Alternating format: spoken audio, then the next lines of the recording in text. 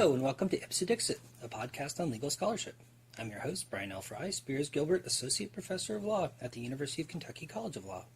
My guest today is Nicole Pottinger, a third-year law student at the University of Kentucky College of Law and a summer intern at the United States Copyright Office. And today we're going to be talking about her experiences at the Copyright Law Office, a little bit about how copyright law works, and then we're also going to discuss the article that Nicole and I recently co-authored, Registration is Fundamental. So welcome, Nicole, to WRFL and to the podcast. Thank you. It's great to have you here. So I was wondering if you could start off just describing what the Copyright Office is like. You know, you spent some time working there in D.C. over the summertime. It's like, where is it? What does it look like? What do people do there? Well, it's not the gorgeous building that you go tour when you visit D.C.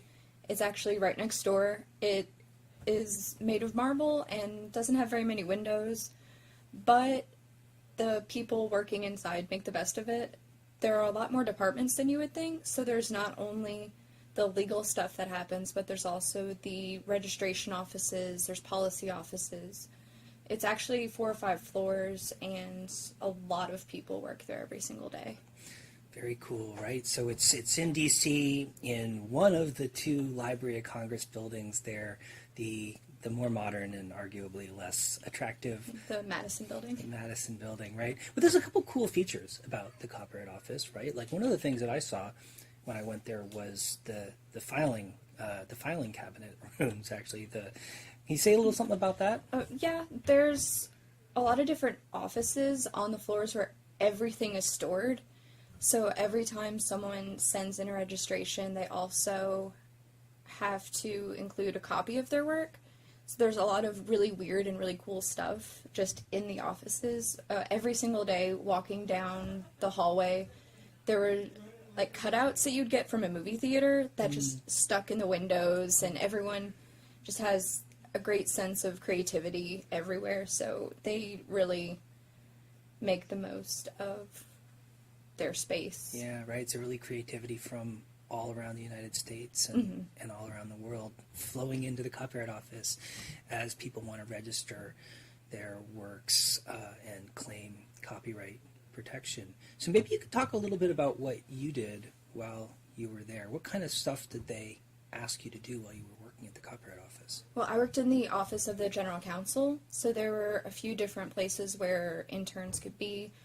I did a lot of different things, all pertaining directly to copyright law. So I wrote a few memos on the First Amendment and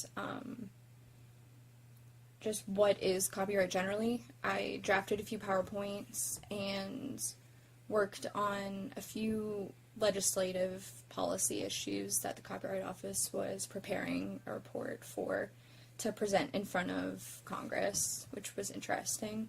I also wrote a review board letter that was obviously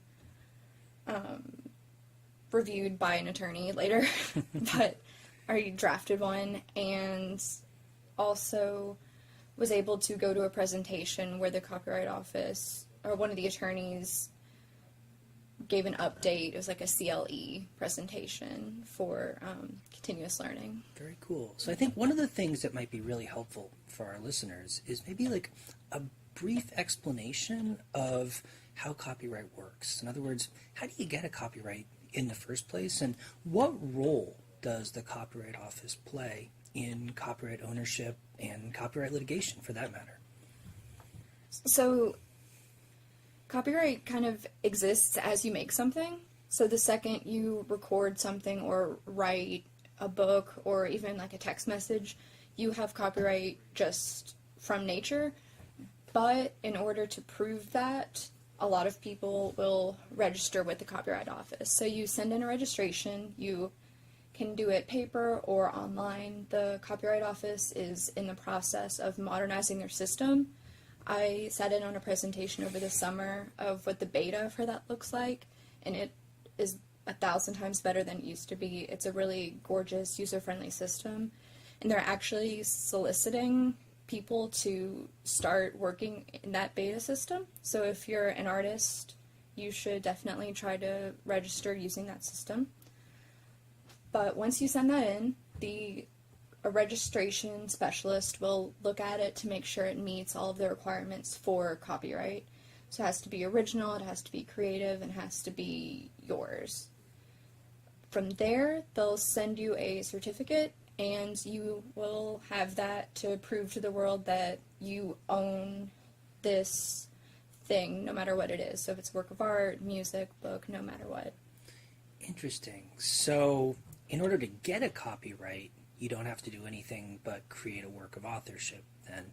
But in order to prove that you own the copyright in a work of authorship, you might want to register it with the Copyright Office? Yeah, it'll be a lot easier to prove that if anyone infringes your copyright. So if anyone copies what you've done and tries to sell it as their own, and you want them to stop, if you want to take them to court, it's going to be 1,000 times easier to prove that you owned that work if you have the registration certificate than if you didn't. Okay, interesting. And is it relatively easy or inexpensive, or is it hard and expensive to register a work? It's relatively easy, and I'd say relatively inexpensive. It depends on a few factors, mostly whether or not the Copyright Office thinks that this is a work of original creative authorship.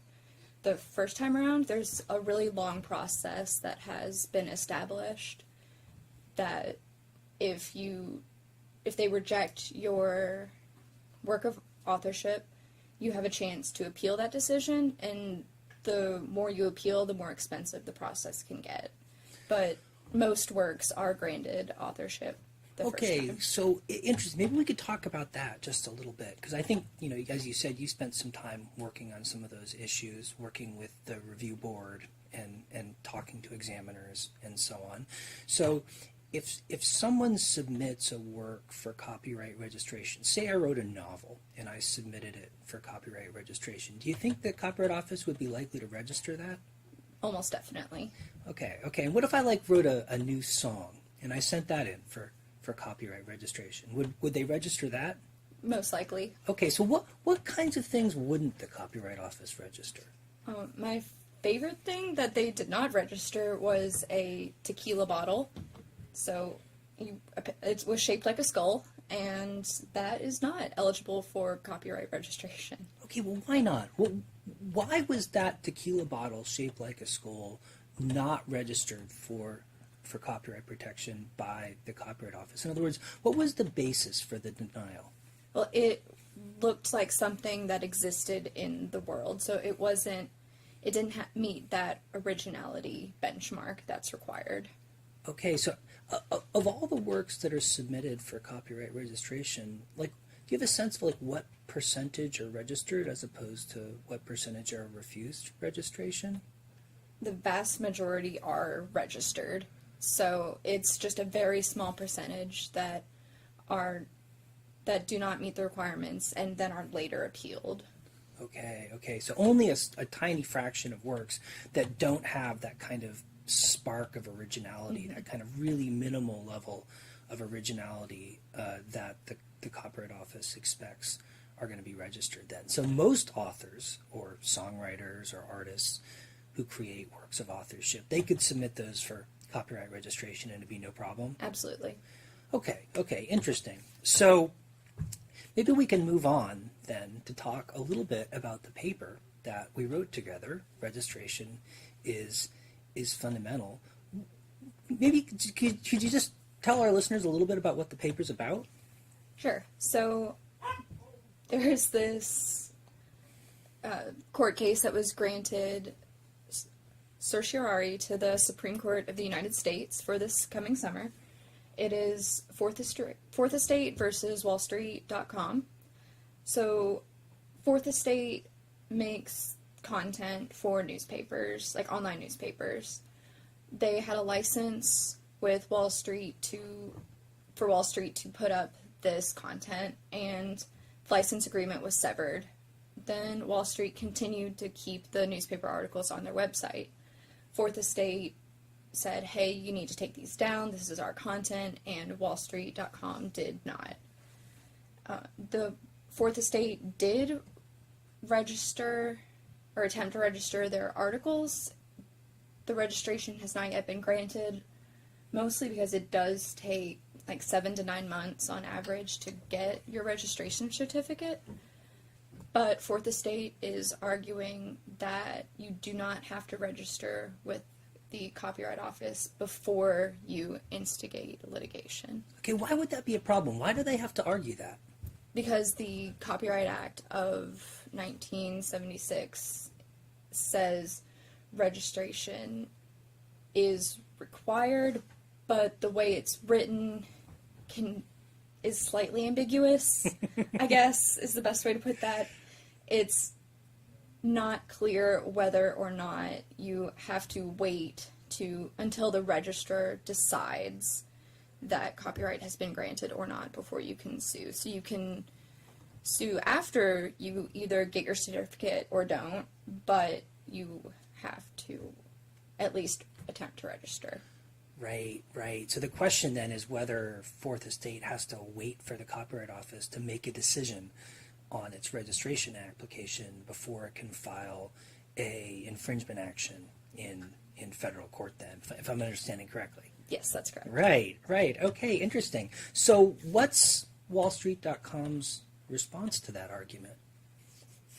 They're saying that you have to wait for this decision to be made, so you can't bring this action against us at this time.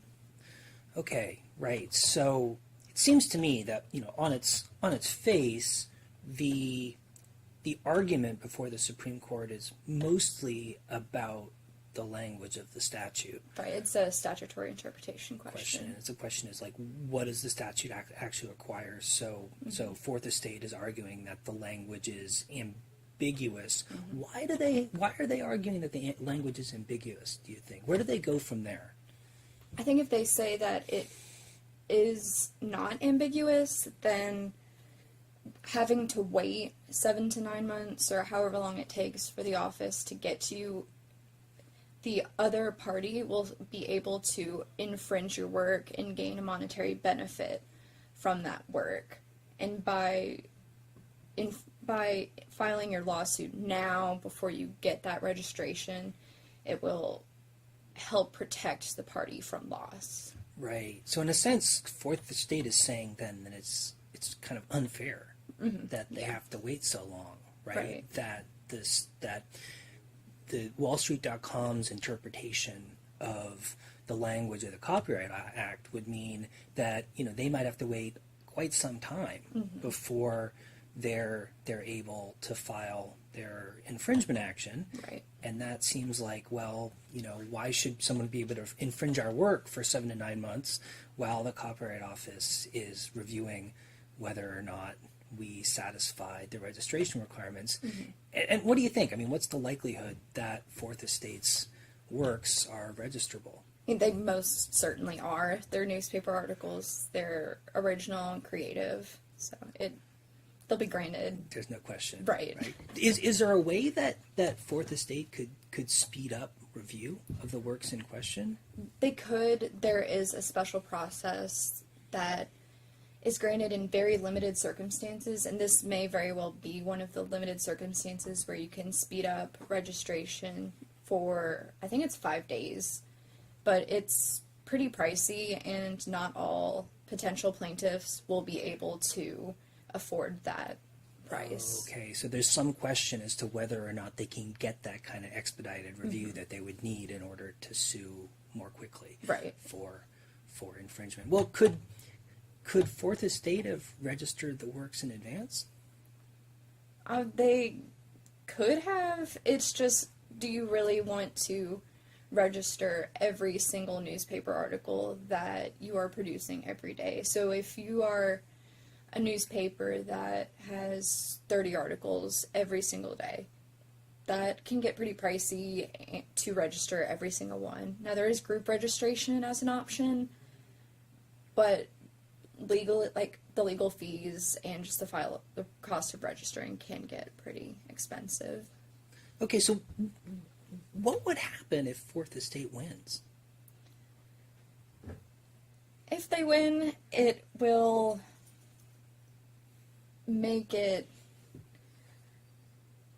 it'll be problematic just a little bit, I think, because we want to incentivize registration, because moving forward, the Copyright Office has all of the skill and knowledge in registering things. So if someone makes a work of art and they try to register it and then immediately sues someone else, then the court is going to have to decide whether or not the plaintiff has copyright in the work of art. And historically, works of art it's been harder to determine whether or not something has all of the registration requirements.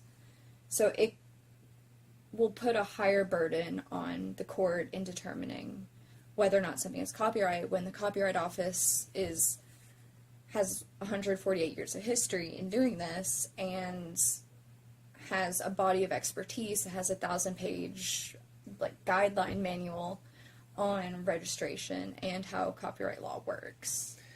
Yeah, I mean, it kind of seems to me like if I can file an infringement action and register the same day, right, would there be any point in registering in advance? And Not necessarily. Yeah, no. would the Copyright Office still play any kind of role in reviewing the registrability of works?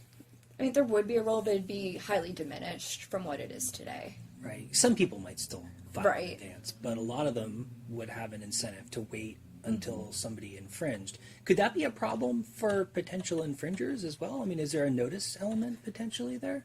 Yeah, there's an online database you can search right now of all of the registrations, and if someone was not intentionally infringing but had the potential to infringe, they would not be on notice that someone had registered this specific work already. Right. So you talked a little bit earlier about review board letters. Can you talk about what those are and when they're produced and sort of how we should think about them? So in order to understand the review board more fully, you have to understand the registration process. So let's say I am starting business and I create a logo, which is one of the traditionally more complex works of potentially creative authorship. So I send in this logo and the Copyright Office rejects it. They will send me a letter explaining why it was rejected. And I say, I need this logo to have copyright. It's like trademark's not enough. I have to do this. So I appeal it. I will send them a legal memo or a letter saying this is why I think I deserve copyright in this, and here are the reasons that you're wrong. Then they send me another letter back saying, hey, you're really wrong. You should not have copyright in this because your logo is made of normal shapes that are seen every single day, and it hasn't met the creativity requirement. So at this point, I've already spent about $700 in appeal fees. I say, I have to do this. I'm sorry, I need it. So at this point, I have sent in 2 letters. I have received 2 letters back.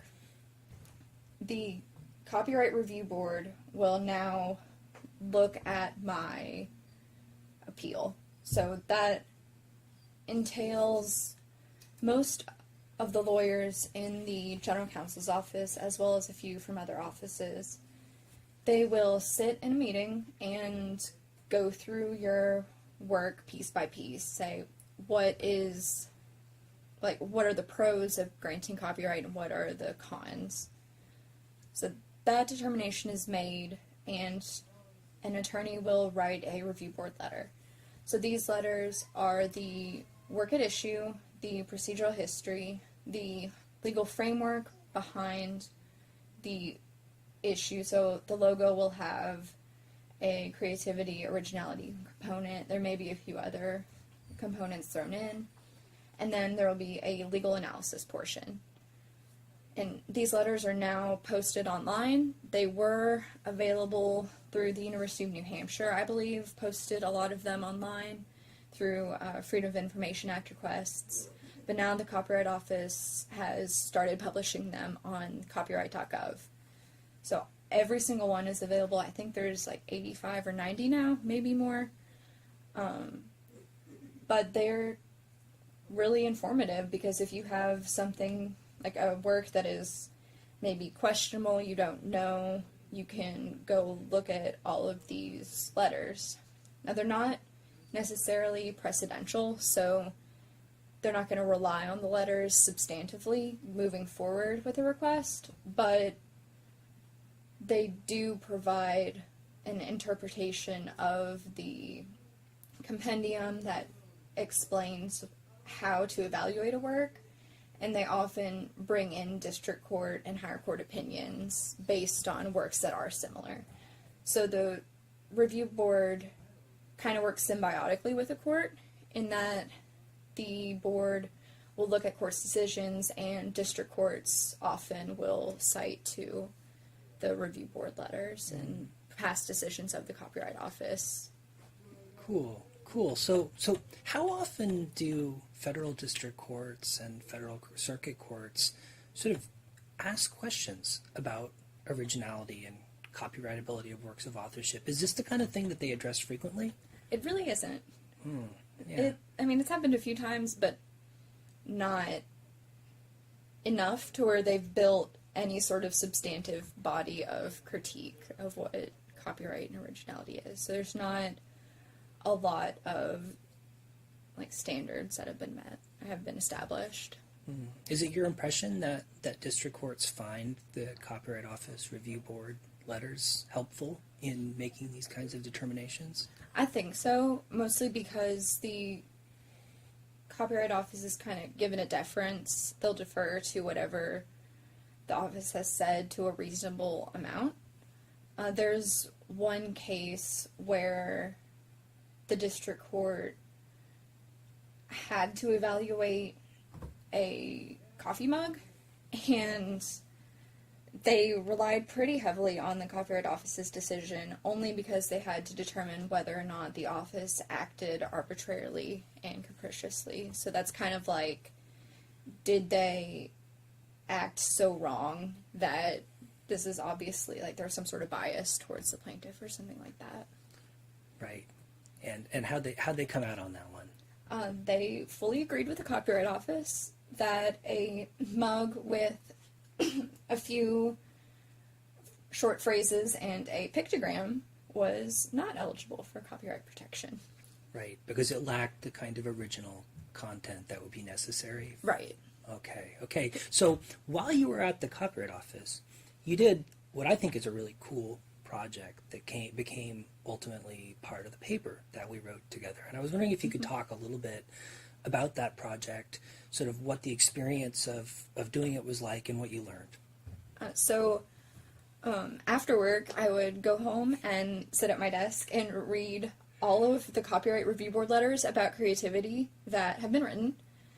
It was really interesting because you notice patterns that become established. So I would do like 15 or 20 at a time, and I made a little chart, which is in our paper, and I copied all of the papers that had been written and added a new bracket that explained, like, this is why specifically copyright was, usually it's denied, but if it was granted, why.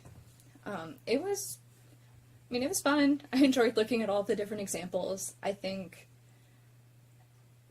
it's interesting how it kind of goes towards the public's